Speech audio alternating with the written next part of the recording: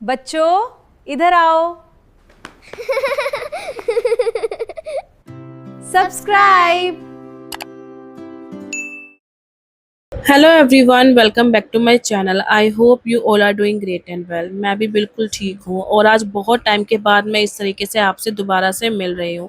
बहुत टाइम से कोई मैंने वॉइस ओवर वाला वीडियो नहीं शेयर किया है और रूटीन नहीं शेयर किया आपके साथ, तो मैंने कहा चलो आज ये मौका है, आपके साथ मैं वीडियो भी शेयर करती हूँ और अपनी मन की बातें भी। तो यहाँ आप देख सकते हो छोटा बाबू कैसे रुस के दिखाता है। मन और इसके बीच में कोई बात हो गई थी, तो मन तो चली गई थी बाहर और मुझे पता ही नहीं था कि क्या बात हुई है इन दोनों के बीच में। तो ये ऐसे मुझे गुस्सा करके दिखा रही थी कि पता नहीं क्या हो गया हो जैसे। तो आज मैंने बनाना था डिनर में पाव भाजी। मन की फरमाइश थी कि मम्मी आज डिनर में पाव भाजी बना दो, तो मैंने कहा चलो, बच्चों की तो फरमाइश है सिर माथे पे। और बहुत दिनों से ना मन कह भी रही थी कि मम्मी आपने इस तरीके से कुछ बनाया नहीं है। मैंने कहा चलो ठीक है। तो सब्जी काटते काटते ना मुझे याद आया कि जो मैं पर्दे लेकर आई थी ना अपनी सिस्टर के यहाँ से, मतलब उन्होंने ना नया घर बनवाया था, तो मैं यहीं से कर्टन्स लेकर गई थी उनके किचन एरिया के लिए।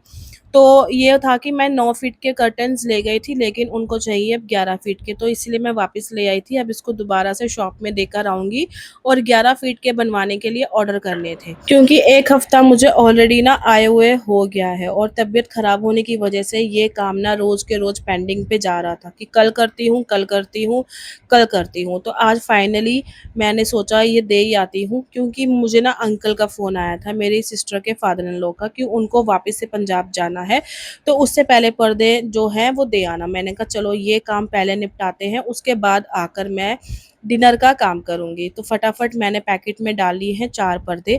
पहले मैंने ये सोचा था कि ये वाले पर्दे जो 9 फीट के हैं मैं अपने ड्राइंग रूम के लिए रख लूँगी और अलग से उनके लिए इसी तरीके से 11 फीट में बनवा दूँगी। बट अभी हमारा प्लान थोड़ा-सा चेंज हो गया है कि होपफुली दिवाली से पहले ना हम थोड़ा ड्राइंग रूम का मेकओवर करें, तो उसके अकॉर्डिंग ही फिर मैं कर्टेन्स वगैरह जो लाऊँगी।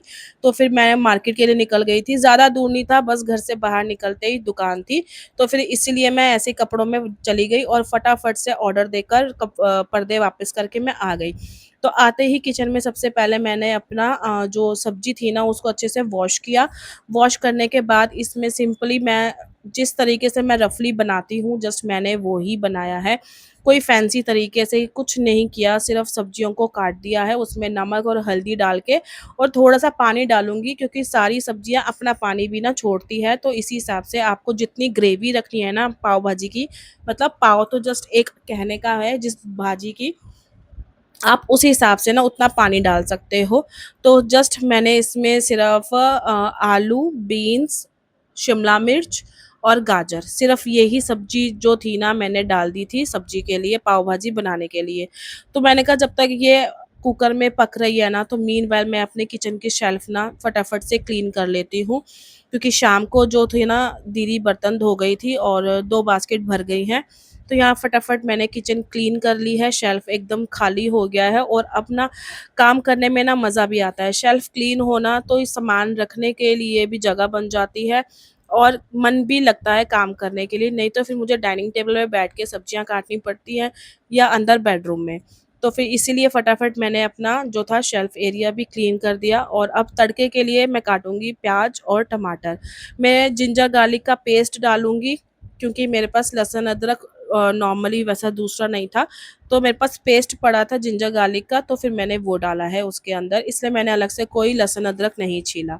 तो यहाँ पे तड़के में सिंपली क्या करना है, ऑयल डालना है, ऑयल डाल के आपको प्याज डाल देने हैं और जब प्याज आपके भून के थोड़े से पिंकिश हो जाएंगे ना, ट्रांसपेरेंट से उनका कलर हो जाएगा, उसके बीच में आपने लहसुन अदरक का जो जिंजर गार्लिक पेस्ट है वो डाल देना है और अच्छे से उसको मिलाना है। तो यहाँ पे साथ के साथ मैंने जो टमाटर थे वो भी ले लिए हैं और आप देख सकते हो कम से कम 5 से 6 टमाटर मैंने लिए हैं। इसमें ग्रेवी अच्छी बनती है, तभी भाजी का ना टेस्ट अच्छा आता है। मेन टेस्ट तो इसका पाव भाजी मसाले का ही होता है, लेकिन आप तड़का भी अच्छा लगाओगे ना तो उस हिसाब से सब्ज़ी भी बहुत अच्छी बनती है। तो यहाँ पे साथ के साथ मैं प्याज को भी तड़का लगाऊँगी और टमाटर को भी मैंने अच्छे से पीस दिया है। तो यहाँ मैं जिंजर गार्लिक का पेस्ट ना मैं डाल चुकी थी, उसका क्लिप मैंने शूट नहीं किया। तो यहाँ फिर मैंने नमक भी डाल दिया है ताकि अच्छे से जो प्याज हैं वो गल जाएँ और अच्छे से ब्राउनिश से पिंकिश से हो जाए। तो यहाँ पे जितनी सब्जियाँ थी ना उसको मैंने अच्छे से मैश कर दिया है। अगर आपके पास इस तरीके का टूल नहीं है तो आप ना वो जो लकड़ी की मदानी आती है ना बड़ी-सी, या व्हिस्कर होते हैं जो आजकल अंडे फेंटने के लिए व्हिस्कर चले हुए हैं, आप उससे भी अच्छे से उसको ना पेस्ट बनाना है। कोई भी खड़ी सब्ज़ी नहीं होनी चाहिए। अगर शिमला मिर्च, गाजर थोड़ा-सा खड़ा रह जाएगा तो उसको आपको ना पेस्ट बना लेना है। यही तो आप ना हैंड ब्लेंडर होता है ना उससे भी हैंड ब्लेंड कर सकते हो। उससे एकदम सूप टाइप हो जाएगा, लेकिन वो सूप बन जाएगा। आप उसको जस्ट अच्छे से ना इस तरीके से मैश कर सकते हो हाथ से।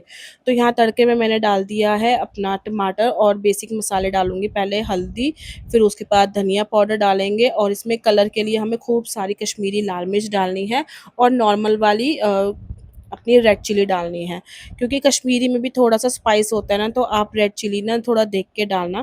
तो यहाँ मैंने आमचूर भी डाल दिया है थोड़े से खट्टेपन के लिए। तो अच्छे से मसालों को हम मिक्स करेंगे ताकि जो मसाले के ऑयल है ना वो निकल जाए। फिर उसके बाद डालेंगे हम 1 से 1 बड़ा चम्मच मैंने यहाँ पे पाव भाजी मसाले का डाला था। हालाँकि थोड़ा-सा मसाला तेज़ हो गया सब्ज़ी के अकॉर्डिंग, क्योंकि सब्ज़ी थोड़ी-सी कम थी।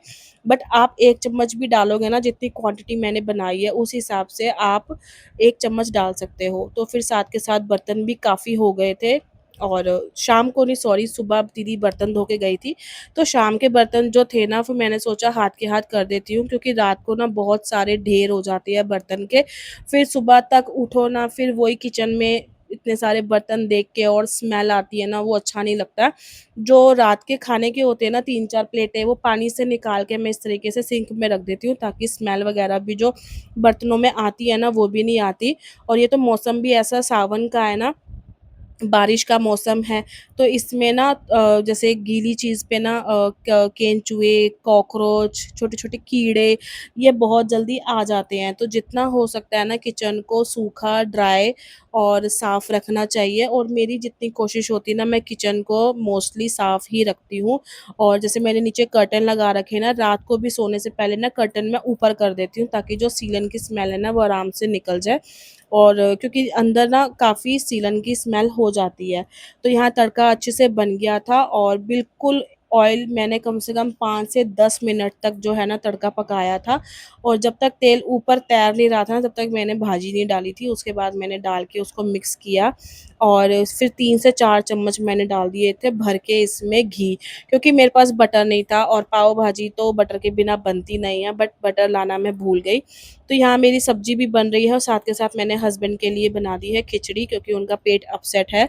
तो फिर मुझे ना हर चीज़ हर सबके लिए ना अलग-अलग बनानी पड़ती है। बनाने वाली मैं हूँ, गर्मी में बनाने वाली, खड़े होने वाली मैं हूँ, लेकिन सबकी डिमांड पूरी करना मेरा फ़र्ज़ है। तो मन के लिए मैंने पाव भाजी बना दी, हस्बैंड के लिए खिचड़ी बना दी। हालाँकि खिचड़ी छोटी बेबी भी खा लेगी, क्योंकि उसकी भी तबीयत ढीली ही चल रही है, तो उसको मैं हेवी खाना भी देती नहीं हूँ। और पाव भाजी में सारी सब्जियाँ मिक्स होती हैं ना, तो कई बार स्टमक के लिए हेवी हो जाता है, इसलिए फिर मैंने खिचड़ी भी ज़्यादा बना ली। और यहाँ पे ना मन का जो पोर्टेबल फ़ैन था ना वो मुझे दे गई थी मम्मी, आपको पसीना आ रहा है ना, आप इससे हवा कर लो। तो कुछ फ़र्क तो नहीं पड़ रहा था, बट बच्चे की खुशी के लिए मैंने कहा चलो मैं कर लेती हूँ। बच्चों की खुशी में ही ना हमारी खुशी होती है। जो मन, वैसे तो मन बहुत चूज़ी है, वो खाना वग़ैरह इस तरीके से जल्दी खाती नहीं है, बट वो जब भी कुछ ना कुछ डिमांड करती है ना सब्ज़ी का, तो मैं उसके लिए ज़रूर पूरी करती हूँ। और चाहे वो डोसा है, पाव भाजी है, सैंडविच है, बर्गर है, वो सब मैं ना नॉर्मली घर में ही बना के देती हूँ उसको।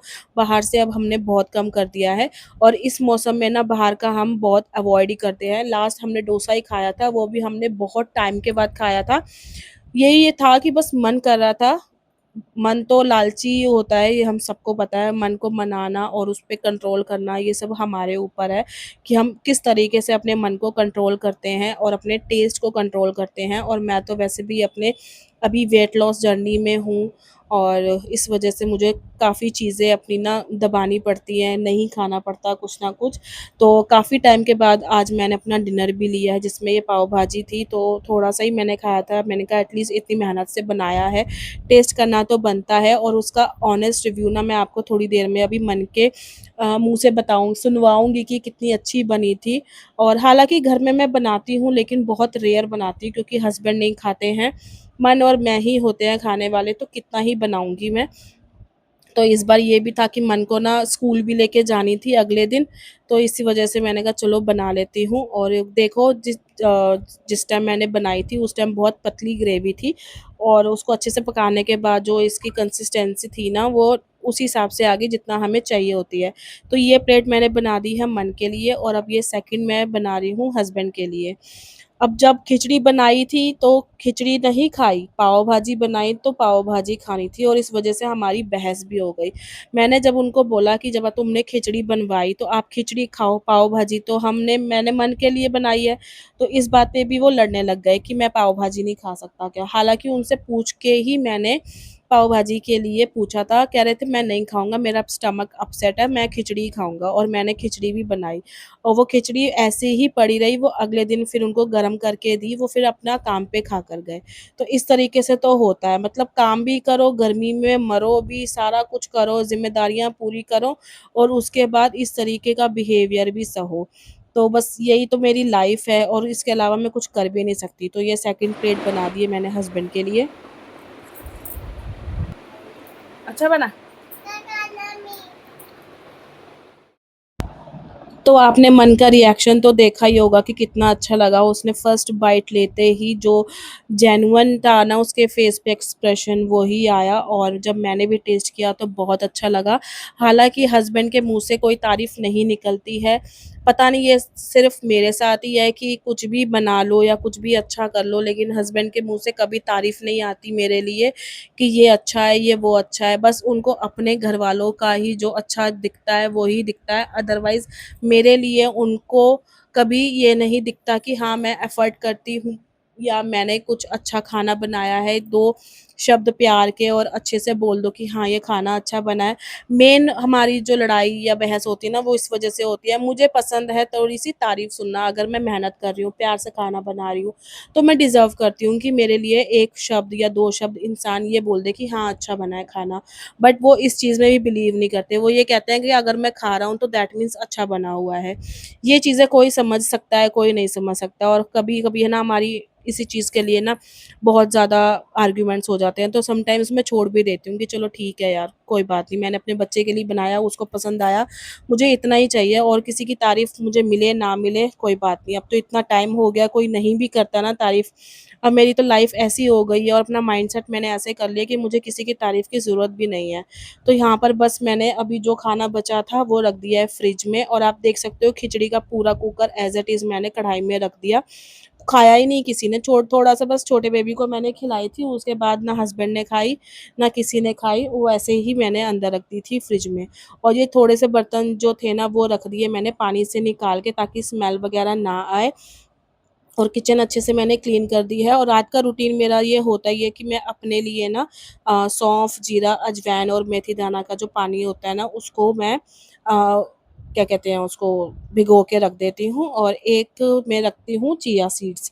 तो सुबह मैं उठ के सबसे पहले ये लेती हूँ।